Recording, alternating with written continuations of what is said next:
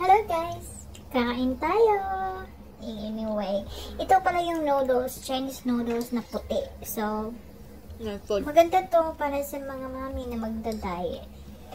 Broccoli, beef, at saka yung noodles. So, ito ang paano gawin. So, 1/4 na, 1/4 kilo na beef. White onion, isang piraso. Pwede din siya hindi white onion. Broccoli, dalawang ganito lang. So, tapos linisan natin. At saka, syempre, yung noodles ng Chinese na puti. Ganito. Kung nakakita kayo ganyan, bili kayo lang. Masarap to.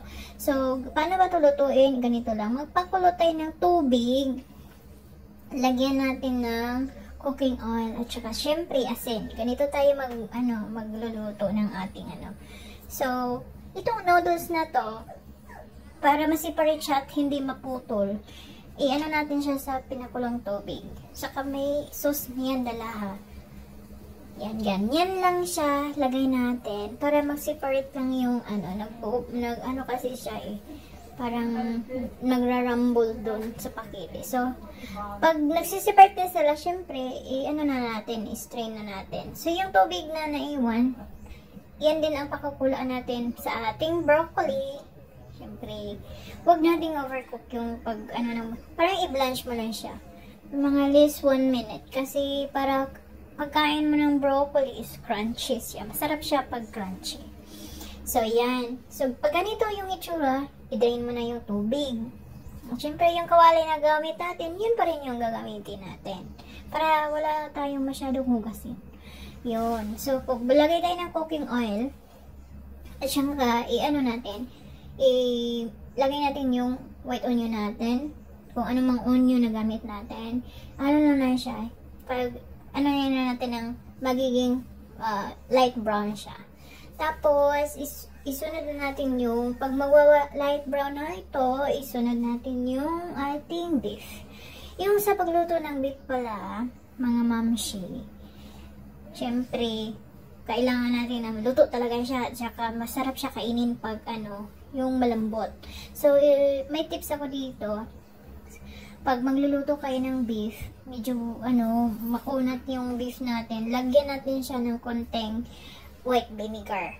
So, yan ang tapos i-cover natin hanggang sa maluto. Yung on water lang ng meat yung magluluto sa kanya.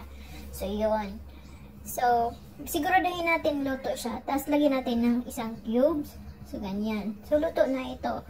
Malambot na ang meat natin. So, tapos, idagdag na natin yung i-add na natin yung ating broccoli. Siyempre, luto na yung broccoli natin. Huwag na natin patagalin sa apoy. Kasi, ma-overcook yun. Hindi man na siya masarap kainin pag hindi crunchy.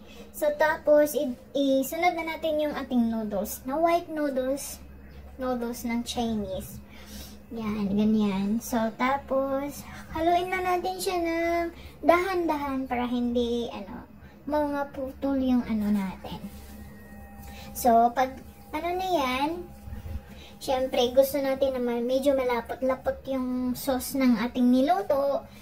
Gagamit din tayo ng cornstarch. So, yung paggamit ng cornstarch, syempre, dagdag ko muna tong soy sauce na, sa noodles. At saka, kayo na bahala magtimpla, lagyan nyo ng asin kung hindi pa siya tama or hindi pa siya So, ito na to yung sinasabi ko na maglagay tayo ng cornstarch para pampalapot ng ating niluto. So, depende sa karami yung niluto nyo, doon din yung So, 4 teaspoon lang po ginamit ko. So, isang tablespoon na yan. Kasi medyo marami-rami itong naluto ko. Para maging malapot yung natin, sauce ng ating niluto. Kasi, minsan pag hindi natin nilagyan ng cornstarch, parang tubig lang siya.